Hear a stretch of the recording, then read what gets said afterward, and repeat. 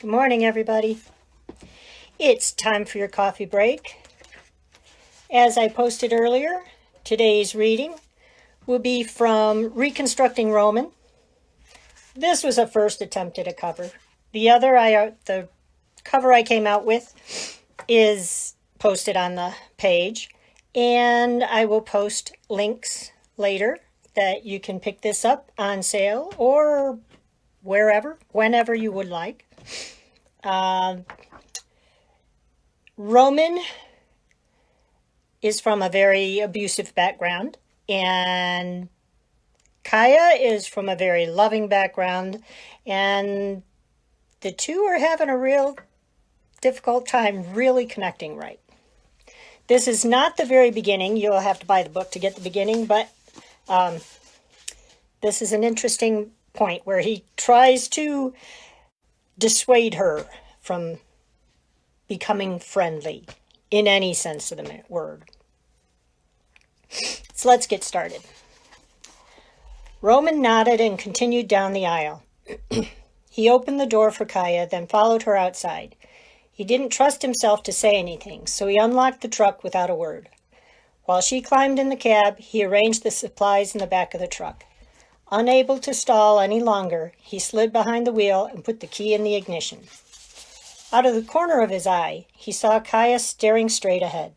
She probably wished she'd never met him. What the hell was I thinking? I'm sorry about that. I should have had more sense than to bring you to town with me. Her head whipped around toward him. Excuse me? Some man insults you and your family, and you apologize to me? He's the one who should be apologizing. Don't hold your breath.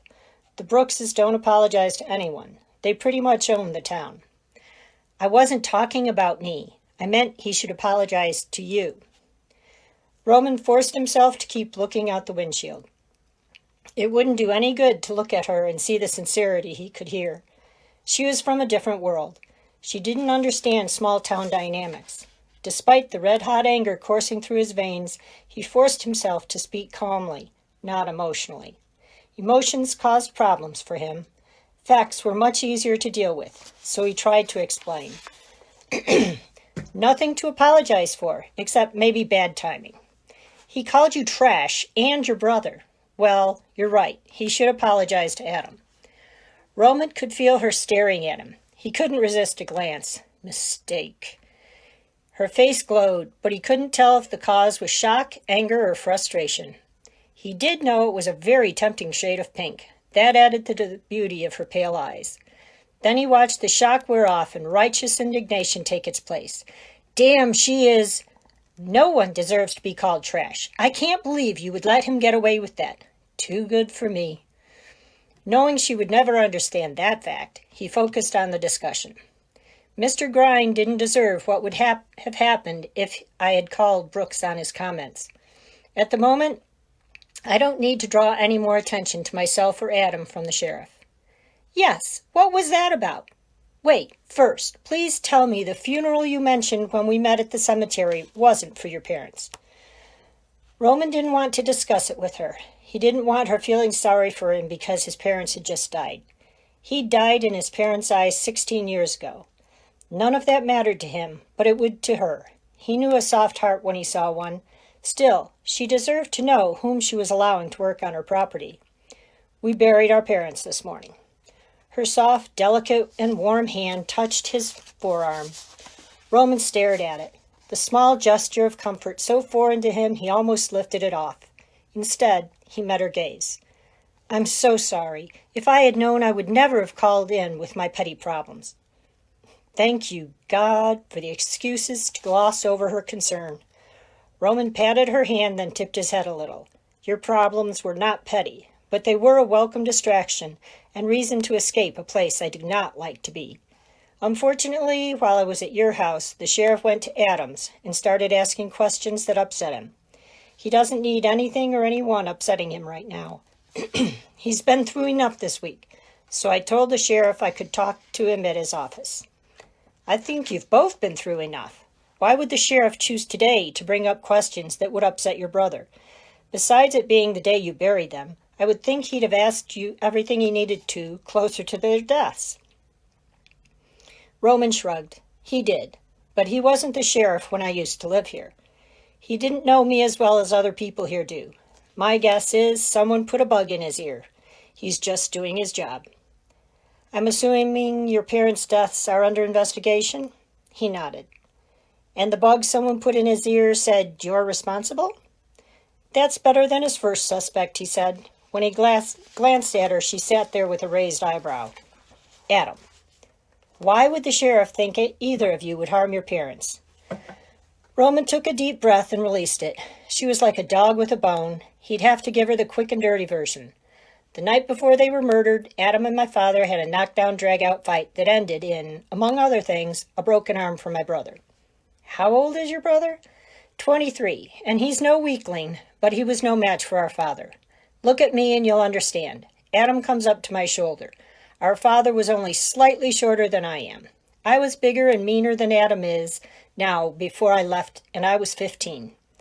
My father could still do a number on me. He looked straight into her eyes for a second to make sure his point got through. Okay, but if your brother had a broken arm and other injuries, why would they think he killed your parents? Amazed at how straightforward she could discuss such a subject, Roman found himself almost enjoying talking to someone about it. He found the bodies. I see, she said. He glanced at her and caught her tapping her chin with her finger. Yep, he'd been right. A prosecutor if he ever saw one. What kind of lawyer are you? He asked, wanting verification. I was a criminal defense attorney, she said, and then her head shot up quickly. But only for clients I believed in. Not a terribly lucrative trait in a defense attorney, but the only one I could live with myself. I think my boss used my mercy work, as he called it, as a way to clear his conscience because of some of the more unscrupulous people he represented. He also probably figured I wouldn't be there long, as I was engaged to his son. Roman realized his expression must have been one of shock when she made such a detailed explanation. But I'm not anymore. You're not what? Engaged. We called it off shortly before my parents died. Okay, he said, unsure why she told him that. Oh, you thought I was thinking about your fiancé. No, it's that I had you pegged as a prosecutor. I thought you were starting to agree with the sheriff because Adam was the first one on the scene. His explanation seemed to cause a blush to rise on her face again. He shook off the effects of it as they pulled into her driveway. Shutting off the truck, he decided to put an end to the discussion so they could get busy on the house.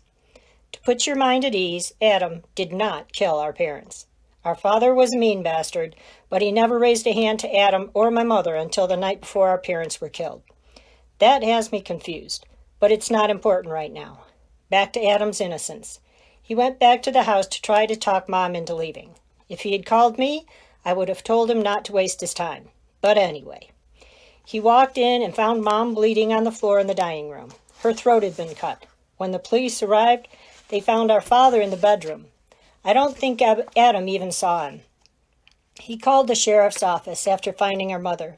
When the authorities got there, they found Adam holding our mother in his lap on the floor, rocking back and forth.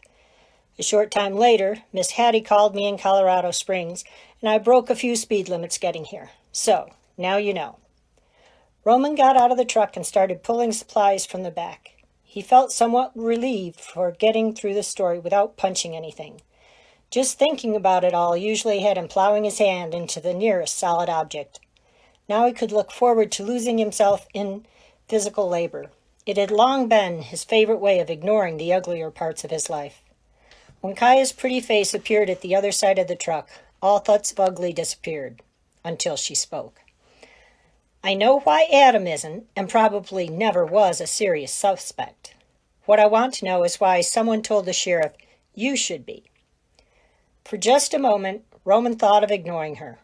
Then he realized telling her the truth would do exactly what it needed, force a wedge between them. That would end the long-shot hope that had started to build in him that they could have more than a working relationship. Well, maybe relationship wasn't the right word. He looked her straight in the eye and spoke with no emotion in his voice. Because 16 years ago, I almost killed him. Okay, and that ends our reading for today. I hope you enjoyed Roman and Kaia. They have a lot going on. He's in construction, and she's a lawyer kind of just moved, so she's figuring out what she wants to do. I hope you enjoyed your time. I hope you're not working too hard and taking care of yourselves. Take care. I will post links and let me know what you think. Take care. Bye.